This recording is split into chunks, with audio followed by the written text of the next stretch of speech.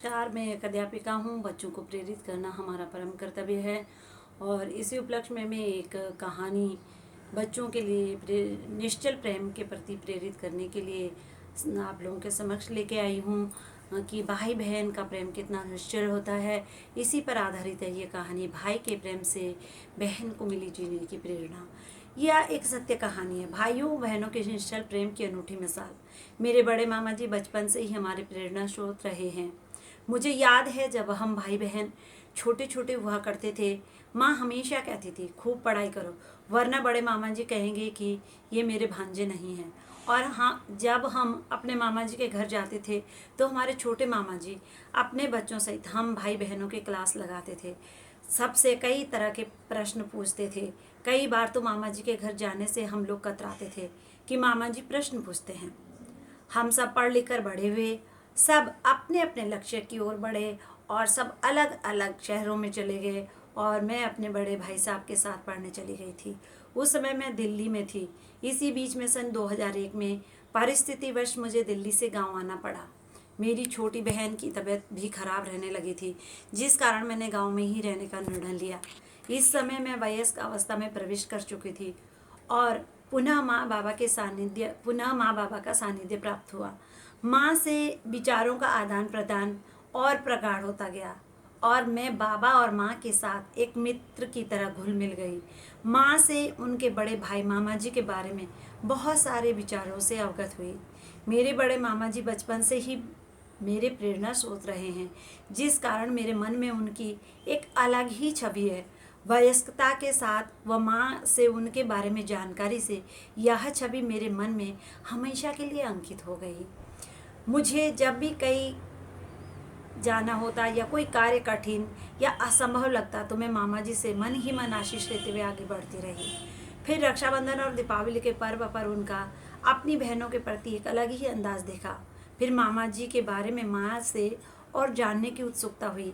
तब माँ ने बताया कि जब से मेरा विवाह हुआ है मैं अपने मायके के कार्यक्रमों में सुख दुख में बहुत कम शामिल हो पाई हूँ, पर मेरे भाइयों ने मुझे कभी यह एहसास ही नहीं होने दिया कि मैंने अपने मायके के कार्यक्रमों में कमी प्रतिभाग किया है। हमेशा और बहनों की तरह मुझे भी वही स्नेह दिया। मेरे भाई जानते हैं कि हमारी बहन पर ससुराल की जिम्मेदारियां ज़्यादा हैं। अगर आज के समय में कोई बहन ऐसा कार्य करती तो शायद मायके वाले कहते कि जब हमारे लिए इनके पास समय नहीं है तो इसे रहने ही दो। पर मेरे मामा जी ने हमेशा एक समान आदर व सम्मान दिया।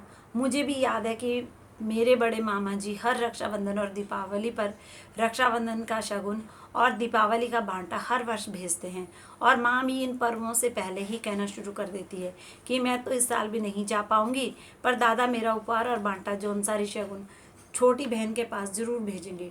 शुरू शुरू में तो मुझे लगता था कि माँ क्या बच्चों की तरह रट लगाती रहती है, लेकिन जैसे जैसे समय व्यतीत हो गया मुझे भी हर साल रक्षाबंधन और दीपावली का इंतजार रहता कि माँ के लिए मामा जी की ओर से उपहार व शगुन आएगा। हाल यह है कि अब मैं माँ से पूछती हूँ कि आपका बांटा आ गया क्या। अभी कुछ दिन पहले एक घटना घटित हुई जिससे मैं इन भाई बहनों के प्रेम से और भी ज़्यादा प्रेरित हुई और यह कहानी लिखने के लिए प्रेरित हुई। मेरी माँ मेरे पैतृक गांव में थी और अचानक उनकी तबीयत बहुत ख़राब हो गई। उनकी हालत बहुत नाजुक थी। मैं और मेरा छोटा भाई उनको लेने गांव गए और माँ को हरिद्वार लेकर आ रहे थे, जहाँ मेरा छोटा भाई कार्यरत है।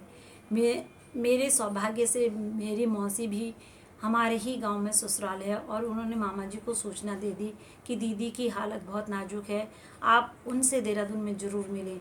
जितने को हम आधे रास्ते तक पहुँचे मामा जी का फ़ोन आया और बाबा से कहने लगे कि मैं अपनी बहन से मिलना चाहता हूँ, कृपया आप बसंत विहार होते हुए हरिद्वार जाएं। मेरे बार बार मना करने पर भी बाबा और भाई माँ को बसंत विहार मामा जी के घर ले गए और वहाँ पर बड़े मामा जी और छोटी मामी जी और उनके सभी बच्चे माँ से मिले। माँ की नाजुक हालत देखकर सभी उदास थे। बड़े मामा जी ने माँ को रक्षाबंधन और दीपावली का बांटा देते हुए रोते हुए कहा, तुम मेरी सबसे बहादुर बहन हो, मैंने कभी तुम्हें नहीं डांटा, लेकिन अगर तुम ठीक नहीं हुई तो मुझसे बुरा कोई नहीं होगा। मैं बड़ा हूँ, पहले जाने की कोशिश मत करना, जल्दी ठीक हो जाना। माँ ने हाँ में सिर हिलाते हुए आंखें भर ली और हम सब हरिद्वार की ओर चल पड़े। माँ को हरिद्वार के BHL अस्पताल में भर्ती कराया गया, जहाँ मेरा छोटा भाई डॉक्टर है। अन्य डॉक्टरों ने भी माँ को देखा और उनके अंदर जीने की इच्छा शक्ति जगाने के लिए प्रेरित करने लगे। माँ हल्की आंखें खोलती और फिर मूंद लेती। डॉक्टर ने कहा आपको ठीक होना है, तो माँ ने कहा हाँ, मेरे दादा ने कहा है कि मुझसे पहले मत जाना, मुझे ठीक होना है, मुझे ठीक कर दो। मुझे लगता है कि मेरे मामा जी के प्रेम व आशीर्वाद से ही माँ को नया जीवन मिला है। आज मामा जी के आशीर्वाद से और मासू महाराज के आशीर्वाद से माँ घर आ गई है। मैं हरिद्वार से विकास नगर के लिए निकलने लगी तो माँ से कहा माँ, आपके रुपए बाबा के पास हैं जो मामा जी ने रक्षाबंधन का शगुन दिया था। बस मैंने वो लिफाफा रख लिया, इसे मैं हमेशा अपने पास रखना चाहती हूँ। और मैंने भाई बहन के प्रेम की उस अनमोल धरोहर को हमेशा हमेशा के लिए अपने पास रख लिया, जिसके शब्द हर भाई बहन को उनके अगाध प्रेम की याद दिलाता रहेगा। मेरे मामा जी के शब्द हैं, रक्षाबंधन, ईश्वर मेरी बहन को दीर्घ व स्वस्थ जीवन का वरदान दे, भावी जीवन सुख व शांति के वातावरण में बीते, हार्दिक मंगल कामनाएं, तुम्हारा भाई। धन्य है इन भाई बहनों का प्रेम। मैं इन सबको कोटि कोटि नमन करती हूँ। आज समझ में आया कि मामा जी जो माँ को उपहार भेजते हैं वह मात्र शगुन व उपहार नहीं है, बल्कि वह एक ऐसा आशीर्वाद और संस्कार है जिसकी नींव निश्चल प्रेम व दुआओं से सिंचित है, जो हमेशा बहन के साथ रक्षा कवच बनकर रहता है। जय महासुदेवता, जय माता दी।